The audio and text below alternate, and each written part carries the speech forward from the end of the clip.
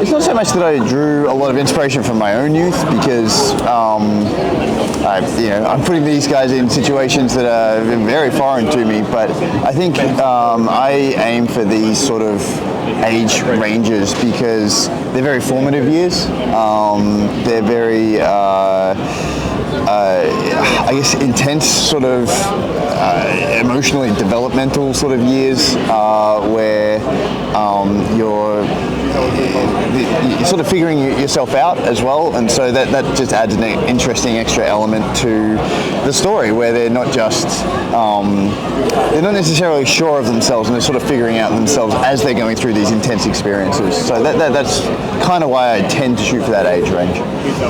So I read a book 25 years ago now called The Sum of All Men. And that was, I couldn't tell you a thing about the plot. It was a great book. I couldn't tell you a thing about the plot. But it had this magic system which was like, it's based on a feudal system where people would give up aspects of themselves, like their voice or their strength or whatever, to their lord, and then their lord would effectively be under obligation to protect them. And I love that because it wasn't just magic kind of reshaping society, that was magic reflecting an actual power structure that we had in our society once upon a time. And so when I was thinking about Will of the Many right at the start, I wanted to have a power structure that in some way reflected the actual operation of power. And so that's kind of where Will came from. And then from there, I was kind of going, okay, this is very hierarchical. What was a hierarchical society? And Rome was very hierarchical. And then it just sort of all snowballed from there. You kind of, one idea leads to another sort of thing. I mean, it's mostly about honestly for me, it's mostly about the themes that I want to work with in the book. So magic's got to be really, if you're going to write a fantasy, again, for me, I really want it to be relevant to the story. So for Licanius, the magic system was very related to both sort of to time travel, but also to being able to see the future, and it was very much free will versus predestination sort of theme. And for Will of the Many, again, I was very much building it off, okay, these are the themes that I really want this story to explore, that I'm interested in, and so I made it this sort of pyramidal social structure, and yeah, that's kind of how I go about it. If it's not tied into the story you want to tell, it's not necessarily a problem, but I think it's less interesting. So. I'm very regimented these days. I start work at 9 o'clock. I will go for like 2.5 hours, take about an hour's break for lunch, and then I'll pretty much go through till like 5:30. Out of that time I get about 2 hours of actually good writing in, because I just take a bit of time to get into it, and then it's just how it works. But I find that I do that Monday to Friday, and I'll usually get anywhere between 1,000 and 2,000 words done a day. On a really good day it might be 3,000. And if I can get enough of those days, in a row, then eventually the book happens. So yeah. Talking about getting into that actual flow while you're writing, it's so difficult.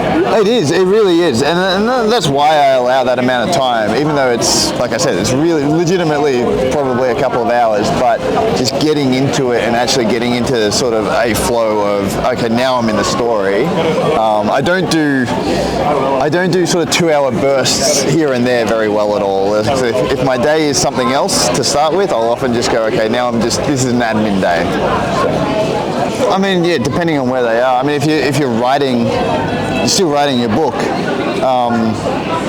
the rule is just to write. I know it's very obvious and basic advice, but you can't figure out what works for you. You can watch a million of these sort of interviews and listen to advice from 1,000 people and still not hear the right one for you, because you have to do it and then fail and write terrible things, and then eventually go, oh, this is clicking for me, this method. Like I wrote, when I was 18, I wrote 30,000 words of a really terrible start to a novel, and then when I was 25, I wrote like 60,000 words of a really terrible start to a novel, and they were both completely different methodologies, but they taught me what worked for me. And so when I did eventually get to the point where I wrote Shadow of What Was Lost, I had put in the hours to figure that out. Yeah. What are your opinions on indie publishing? Indie publishing? I mean, I started self-published a long time ago now, 2014. I think it's obviously very different now to when I did it, but I think it's a great gateway to being able to get your stuff out there.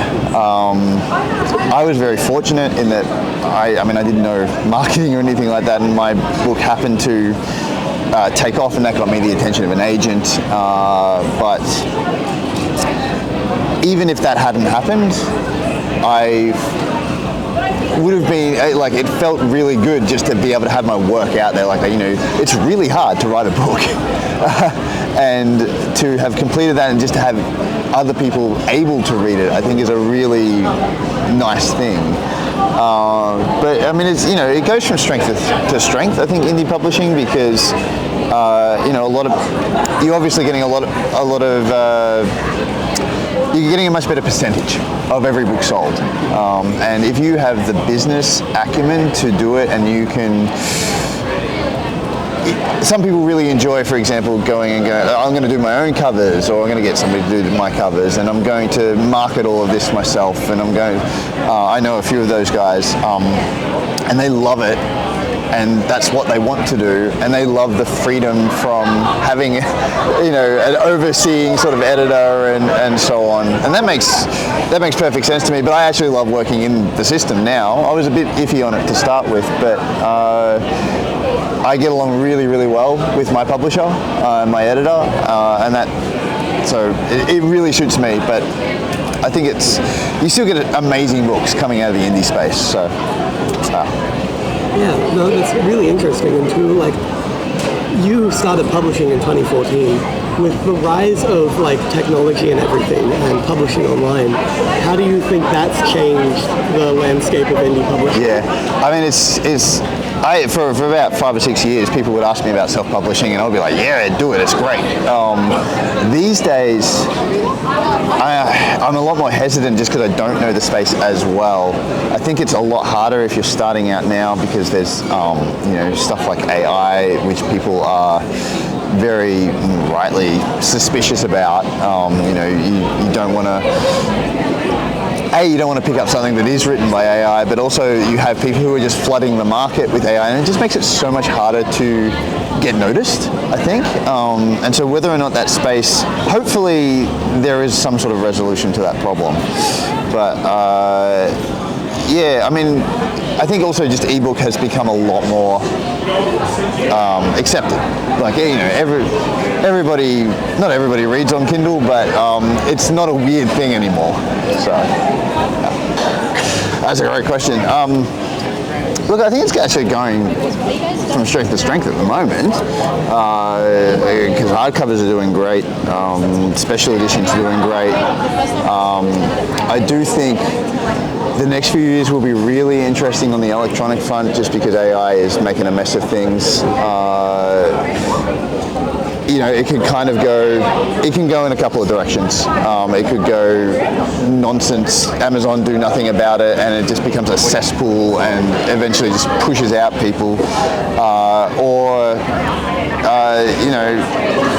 Everything could kind of get cleaned up a bit, and we could get very clearly delineated, well, this definitely has no AI generated content, and then people will pretty naturally, I think, gravitate towards that. Yeah, but it's hard to know. I mean, it seemed to be going quite strong over the last few years. So, I mean, I'm certainly hoping it continues to do well.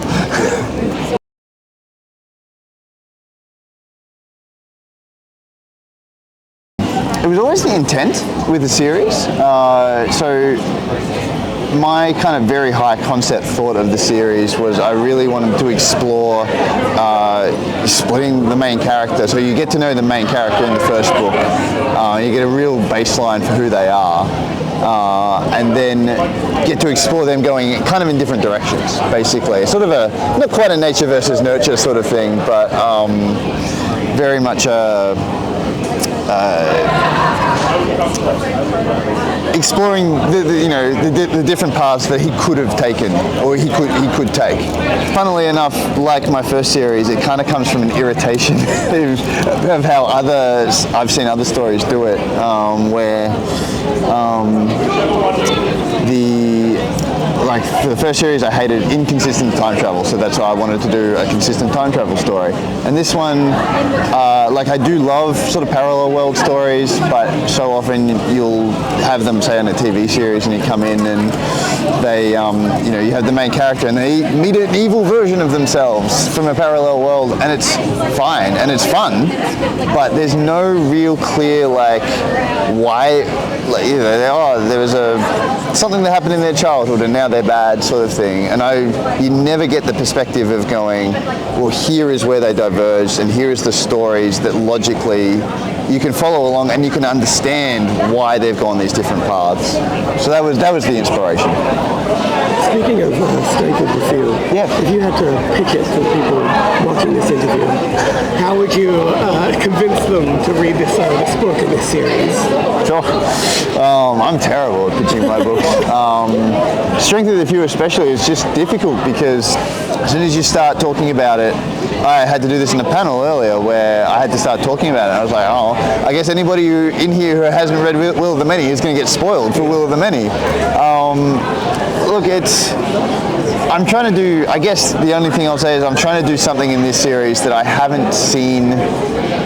I'm not saying it hasn't been done before, but I haven't seen done before structurally, and I guess it's relatively sort of high concept sort of stuff.